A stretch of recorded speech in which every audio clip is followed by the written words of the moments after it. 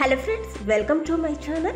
நீங்க ரொம்ப பேரை பார்த்திருப்பீங்க. கால்ல கருப்பு கயிறை கட்டி இருப்பாங்க.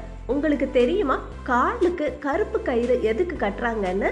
கருப்பு கயிறு கட்டுறது இந்த காலத்துல ஃபேஷனா மாறிடுச்சு. ஃப்ரெண்ட்ஸ், யாரெல்லாம் சாத்திரம் சம்பிரதாயப்படி இருக்கீங்களோ அவங்க காலுக்கு அதிகமா கருப்பு கயிறு கட்டிக்கிட்டு இருக்காங்க. இது ரொம்ப பேருக்கு தெரியாது. எதுக்கு கருப்பு கயிறு காலுக்கு கட்டி இருக்கோம்னே தெரியாது. கருப்பு கயிறு கட்டுறதால என்ன பயன் தருது? கருப்பு கயிறு கட்டுறதால அறிவியல் பூர்வமா ஏதாவது காரணம் இருக்குதா? இந்த கேள்விகளை இந்த வீடியோல பார்க்கலாம். நம்ம உடம்பு பஞ்சபூத ஆதாரப்படி இருக்குது. அதாவது பூமி, நீர், காற்று, ஆகாயம், அக்னி.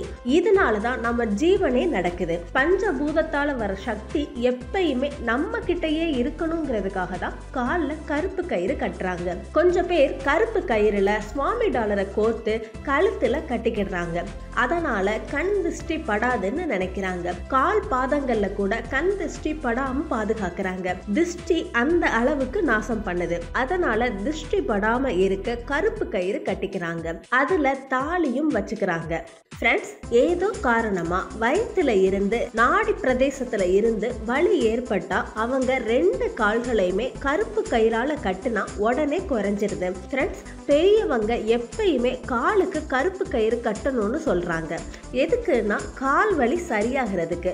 நிரந்தரமா நின்னுகிட்டே வேலை செய்யறவங்களுக்கு கால் வலி வருது. அப்படி இருக்கும்போது காலுக்கு கருப்பு கயிறு கட்டுனா அந்த பிரச்சனை அதிகமா வராது. சாஸ்திரத்துல சொல்லி இருக்கிற பிரகாரம் செவ்வாய்க்கிழமை காலுக்கு கருப்பு கயிறு கட்டினா ரொம்ப நல்லது. உங்களுக்கு ஏதாவது பணப்பிரச்சனை இருந்தா அது எல்லாமே குறைஞ்சு போயிருது. கருப்பு கயிறை நீங்க எப்பனாலும் இடது காலில் தான் கட்டணும். அதனால உங்ககிட்ட இருக்கிற நெகட்டிவ் எனர்ஜியும் குறைஞ்சு போயிருது. ஃப்ரெண்ட்ஸ், இதை பத்தி உங்களுக்கு இன்னும் புதிய விஷயங்கள் தெரிஞ்சிருந்தா கமெண்ட்ல தெரியப்படுத்துங்க. மற்றவங்க கூட தெரிஞ்சுக்கிடுவாங்க. இந்த வீடியோ பிடிச்சிருந்தா ஒரு லைக் போடுங்க.